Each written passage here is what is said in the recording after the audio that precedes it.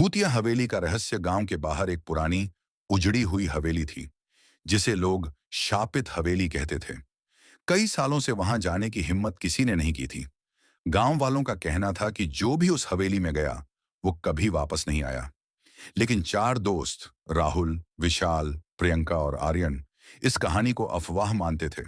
वे सब रोमांच के शौकीन थे और भूत प्रेत में विश्वास नहीं करते थे। एक रात उन्होंने तय किया कि वे हवेली के अंदर जाकर सच्चाई का पता लगाएंगे। रात का साया और हवेली का आतंक, आधी रात को चारों दोस्त टॉर्च लेकर हवेली की ओर बढ़े। हवेली जर्जर हो चुकी थी। उसकी दीवारों पर काई जमी थी और खिड़कियां टूटी हुई थीं। दरवाजे पर जंग लगा हुआ था, लेकिन जब राहुल ने उसे धक्का दिया तो वह खुद ही धीरे धीरे चरमराता हुआ खुल गया। हवेली के अंदर घुप अंधेरा था और माहौल में एक अजीब सी ठंडक थी। अचानक प्रियंका ने एक हल्की सी सरसराहट सुनी। कोई है? उसने घबराते हुए पूछा, लेकिन कोई जवाब नहीं आया। तभी आर्यन ने देखा कि सीढ़ियों पर कोई सफेद साया हिल रहा था।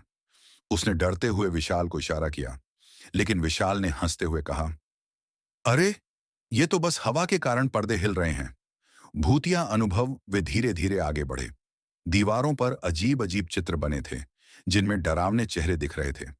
तभी प्रियंका की चीख निकल गई।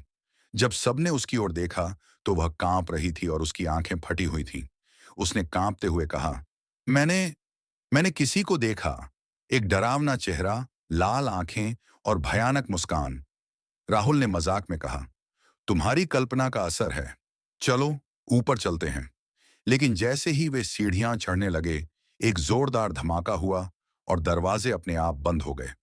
हवेली में अजीब सी गूंजने वाली हंसी सुनाई दी। सबका खून जम गया।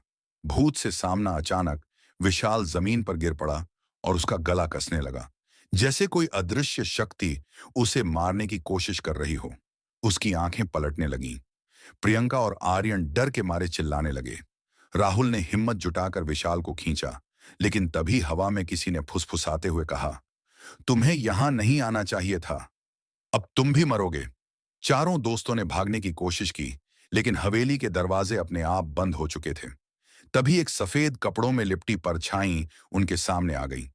उसकी आंखों से खून टपक रहा था और वह धीरे धीरे उनकी ओर बढ़ रही थी। प्रियंका बेहोश हो गई और विशाल की सांसें रुकने लगीं।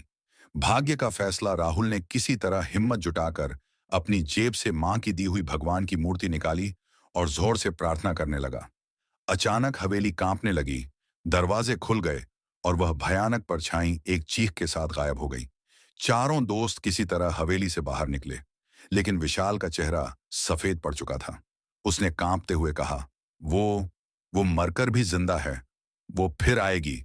इसके बाद वे गांव लौटे, लेकिन कभी भी अपनी उस रात की कहानी किसी को नहीं सुनाई। हवेली आज भी वहीं खड़ी है और जो भी वहां जाता है कभी वापस नहीं आता।